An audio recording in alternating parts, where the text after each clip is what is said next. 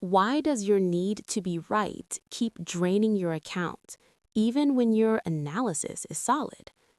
Why do you hold losing trades longer than you should, but close winning trades too early just to lock in being right?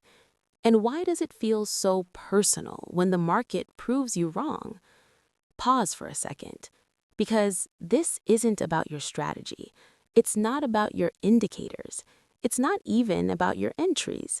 It's about something much deeper: your identity, your ego, your psychological wiring.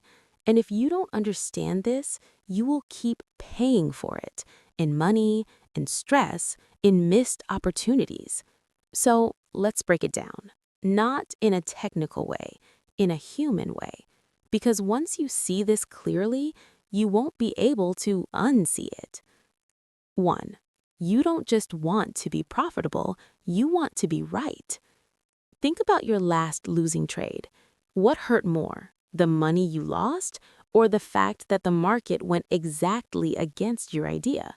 Be honest. Most traders don't react emotionally to the loss itself, they react to what the loss represents.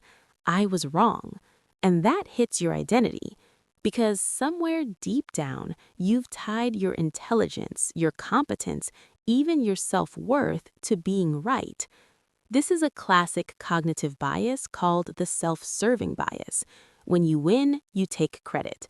When you lose, you look for reasons outside of yourself. But here's the problem.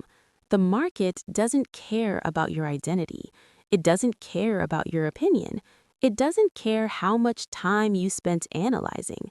Price moves with or without your approval. So when you place a trade, you're not making a statement about your intelligence, you're placing a probability bet, nothing more. But your brain doesn't see it that way. It sees each trade as a test of whether you're right or wrong. And once you see trading as a test of your intelligence, you've already lost. Because now your decisions are no longer based on probabilities, they're based on protecting your ego. And protecting your ego is expensive. 2. Your brain hates being wrong, so it creates defense mechanisms. Have you ever watched a losing trade and thought, it will come back? I just need to give it more space. The market is just shaking me out. That's not analysis. That's your brain trying to protect you from psychological pain. This is called cognitive dissonance. Your belief, I made a good trade. Your reality, the trade is going against you. Those two ideas conflict, and your brain hates that conflict, so it creates a story to reduce the discomfort. You move your stop loss, you ignore your rules, you hold and hope, because admitting you're wrong feels worse than losing money. Let that sink in. You're willing to lose money just to avoid the feeling of being wrong. And the market knows this because the majority of traders behave this exact way. That's why liquidity exists where it exists. That's why stop hunts happen. That's why trends continue longer than you expect. Because traders don't want to be wrong. They hold, they defend, they add to losers, and they turn small losses into account-damaging ones. All because of a feeling, not logic. A feeling. 3. Being right feels good, even when it costs you. Let's flip it. Winning trades. Have you ever closed a winning trade just to feel the satisfaction of being right? Price moves in your favor a little bit. You think, I knew it. You close the trade, take a small profit, and then the market continues without you. That's the reward system in your brain. Dopamine. Being right gives you a psychological reward. But here's the catch. Your brain doesn't measure success in terms of long-term profitability. It measures success in terms of short-term emotional rewards. So your brain starts optimizing for being right often instead of profitable over time. This is why many traders have high win rates but still lose money. They cut winners short. They hold losers. Why? Because closing a winner is confirmation you were right. Holding a loser is avoiding the confirmation you were wrong, so your entire trading behavior becomes emotionally driven, not probability driven, and over time, that behavior quietly bleeds your account. 4. Your identity is too attached to your trades. This is where it gets deeper. Somewhere along the way, trading stopped being just an activity. It became part of who you are. I'm a good trader. I understand the market. I see what others don't. So when a trade goes against you, it doesn't feel like a trade failed. It feels like you failed. That's identity attachment, and it creates emotional volatility. Because now every trade is personal. Every loss is an attack. Every drawdown is a threat. And when you feel threatened, you react. You overtrade. You revenge trade. You double down. You break your rules. Not because your system is bad, but because your identity is under pressure. Professional traders don't do this, not because they're smarter, but because they separate identity from execution. They don't say, I am wrong. They say, this trade didn't work. See the difference? One is personal, the other is neutral. That shift alone can change everything. 5. The market rewards flexibility, not certainty. You want certainty. Everyone does. You want to know before entering that your trade will work. So you look for more confirmation, more indicators, more analysis, more reasons. Because if you gather enough reasons, you can feel more right. But the market doesn't reward certainty. It rewards flexibility, the ability to say, I might be wrong, and still execute, still follow your plan, still manage risk. This is called probabilistic thinking.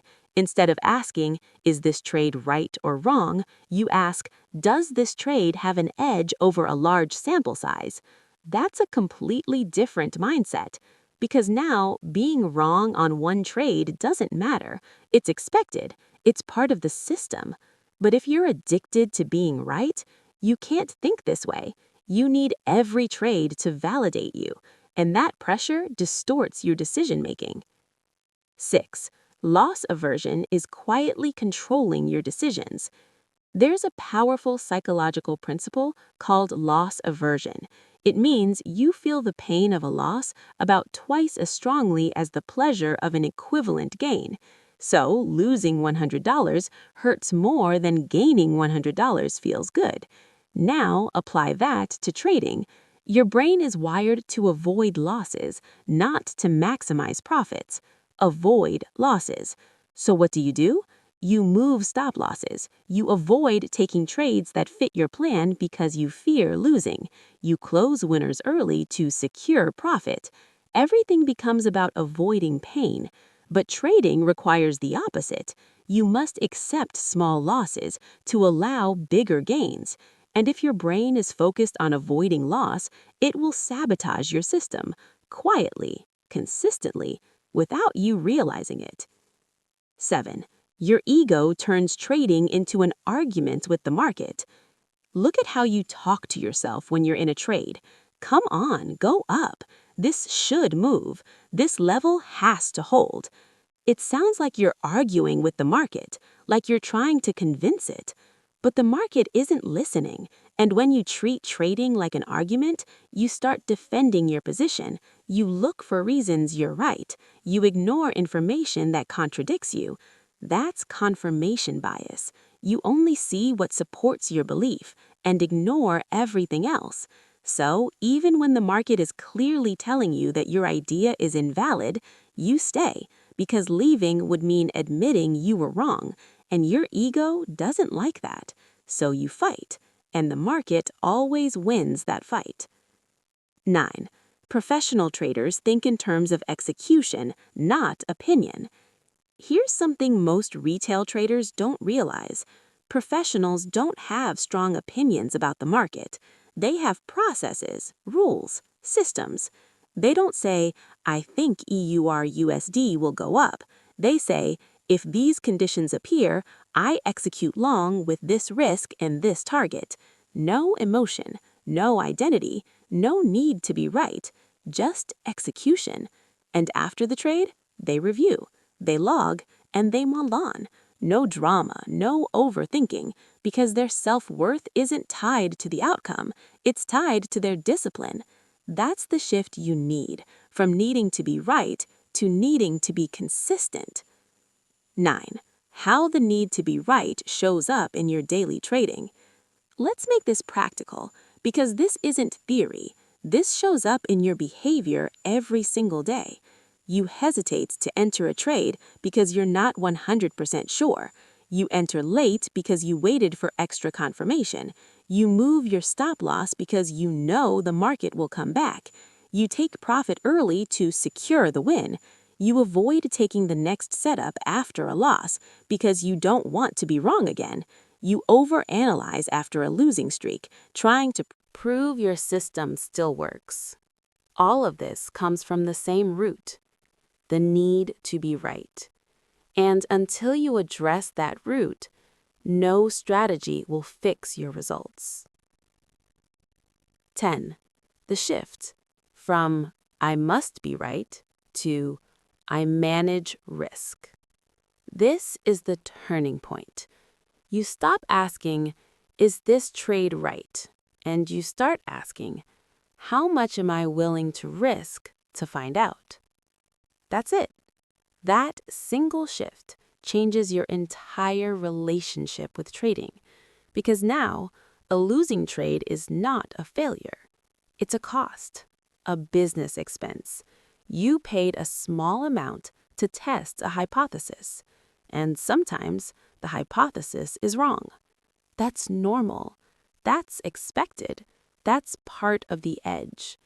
But if your risk is controlled, if your process is consistent, if your sample size is large enough, you come out ahead. Not because you're right all the time, but because you're disciplined over time. 11. Practical ways to detach from the need to be right. Let's make this actionable, because awareness alone is not enough. You need to change how you behave. Start with this. Before every trade, say this to yourself. This trade can be wrong, and that's okay. Feel the resistance. Your brain won't like it. Good. That means you're hitting the right nerve. Next, predefine your stop loss and never move it further away. If the trade hits it, you're out. No negotiation, no debate. Then, let your winners reach their logical target, not your emotional comfort level. Let the trade play out, even if it pulls back, even if it makes you uncomfortable, because that discomfort is the cost of long-term profitability. And finally, track your trades in batches, not individually. Look at 20 trades, 50 trades, 100 trades, because one trade means nothing, but a series of trades shows the truth. 12.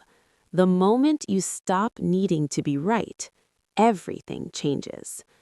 There's a moment every profitable trader experiences, a quiet shift where they no longer feel the need to prove themselves to the market. They don't celebrate wins too much. They don't suffer losses too deeply. They just execute, calmly, consistently, without emotional spikes. That's when trading becomes almost boring. And that's a good thing, because boring is profitable. Boring is stable. Boring is repeatable. And once you reach that state, you realize something powerful. You were never supposed to be right. You were supposed to be disciplined. So next time you enter a trade, ask yourself one simple question. Am I trying to make money or prove that I'm right? Be honest, because your answer will determine your outcome. If this shifted something in how you see your trading, if you recognized yourself in these patterns, then you already took the first step. Now it's about practice, repetition, awareness, and small daily improvements. If you want more videos like this, focused on the psychology behind profitable trading, the habits, the discipline, the mindset, then subscribe to the channel, because this journey is not about finding the perfect strategy. It's about becoming the kind of trader who can execute one. And that starts by letting go of the need to be right.